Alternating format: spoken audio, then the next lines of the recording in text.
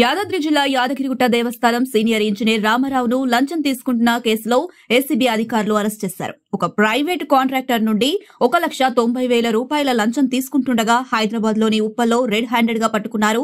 ఇక విచారణ నిమిత్తం రామారావును యాదగిరిగుట్టకు తీసుకువెళ్లిన ఏసీబీ అధికారులు ఆయనకు చెందిన పలు ఆస్తులు, బంధువుల ఇళ్లలో సోదాలు చేస్తున్నారు.